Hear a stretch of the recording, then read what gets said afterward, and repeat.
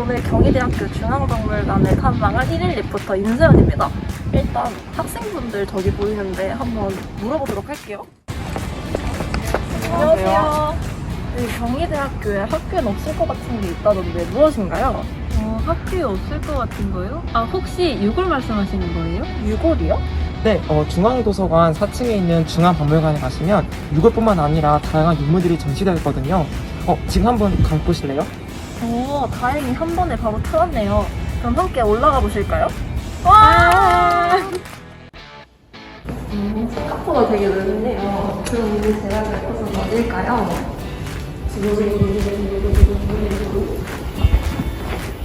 바로 이곳 공간실입니다. 공간은 나무나 돌로 관을 짜지 않고 동이당 항아리 같은 토기를 돌로 사용하는 무덤입니다. 모든 발굴에는 경희대학교 박물관이 직접 참여했는데요. 가운데 이 온건 밑에 깔려있는 이 흙은 모두 실제 발굴 현장에서 가져온 흙입니다. 온건을 중심으로 두개골과 내기단지, 입 넓은 구멍 뚫린 단지 등도 함께 전시되어 있습니다. 네, 그럼 마침 저기 지나가는 분에게 한번 더 자세한 이야기를 들어볼까요? 네. 온건묘는 크고 작은 두 개의 동너를 이어 붙이는 합구식으로 4에서 5세기에 마한 지역에서 등장하는 무덤의 형태입니다. 동널은 굵은 점토 가래를 하나씩 붙이는 태쌓기 기법 또는 코일링 기법으로 만들어졌는데요. 자세히 보시면 곳곳에 굵은 격자무늬가 새겨져 있습니다.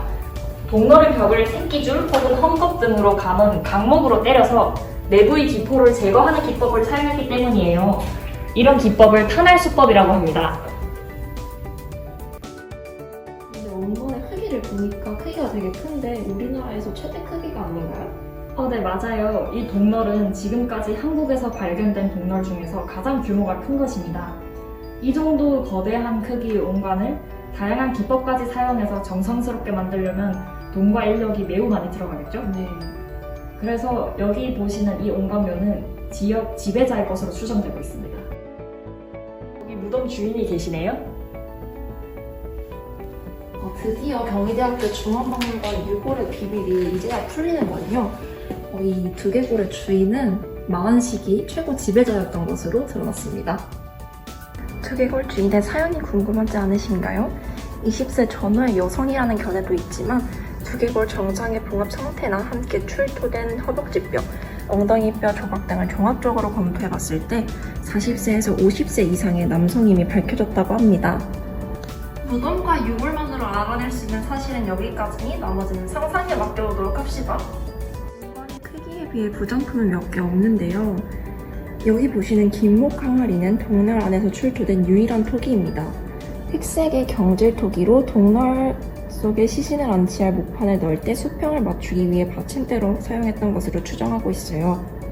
나머지 유물들은 직접 방문하셔서 확인해보시면 좋을 것 같습니다. 지금까지는 온건묘에 대해서 알아봤는데요. 그럼 이 옆에 돌로 만들어진 무덤은 무엇인가요? 네, 옆에 있는 이 무덤은 석광묘인데요. 이런 형태의 무덤은 대체로 청동기 시대부터 초기 철기 시대까지 나타납니다. 보시면 감돌을 쌓고 그 안에 시신을 넣습니다. 특히 머리맡 부분에 돌이 하나 있고 부장품을 넣을 수 있는 공간이 나 있는 걸 보실 수 있습니다. 이것이 석광묘의 특징입니다. 옆에 있는 무덤은 다른 종류인가요? 네, 이것은 한국의 청동기 시대 무덤의 한 형태인데요. 석상묘 또는 석관묘로 불립니다.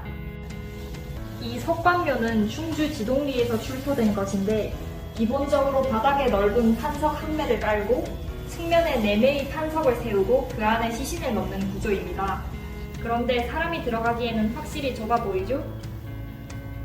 사람을 바로 눕는 것은 아니고 먼저 시신을 땅에 묻은 다음에 시간이 지나고 뼈만 남은 것을 추려서 상자 안에 넣어서 내장하는 형태입니다.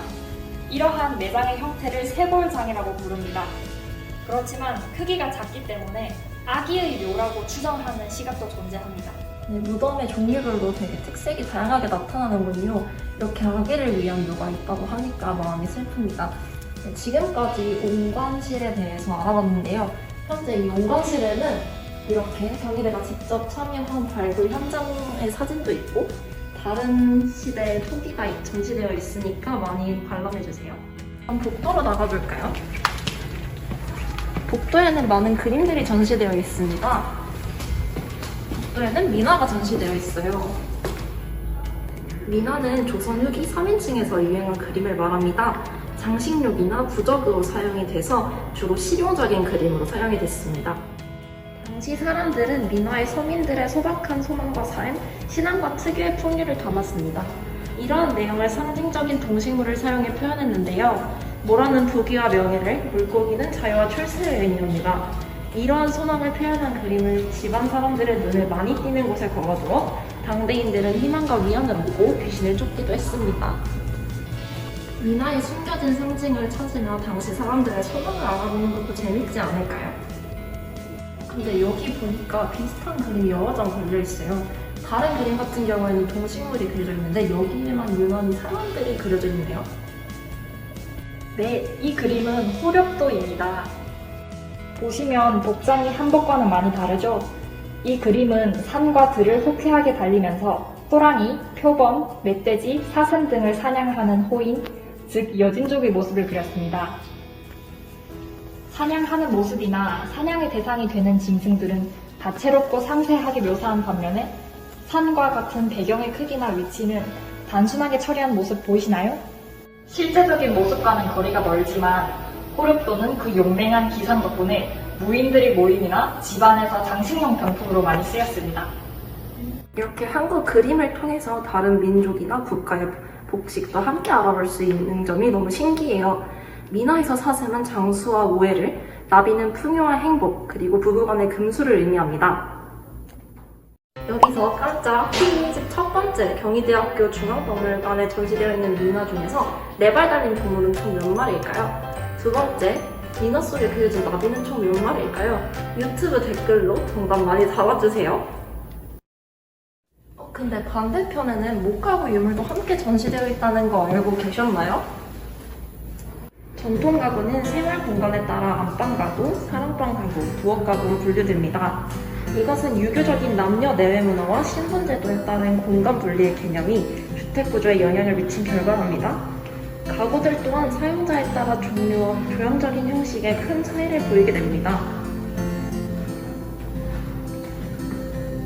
이렇게 과거의 목가구 같은 경우에는 유사한 가구는 있어도 동일한 규격과 양식의 가구는 없었습니다.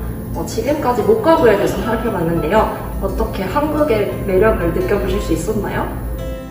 네, 지금까지 경희대학교 중앙박물관 온관실과 여기 옆에 있는 복도 전시까지 함께 살펴봤는데요. 역시 현장에서 보는 게 조금 더 재밌겠죠? 박물관에 직접 오셔서 여기에 있는 모든 유물들을 직접 봐주셨으면 좋겠습니다. 중앙박물관으로 놀러오세요!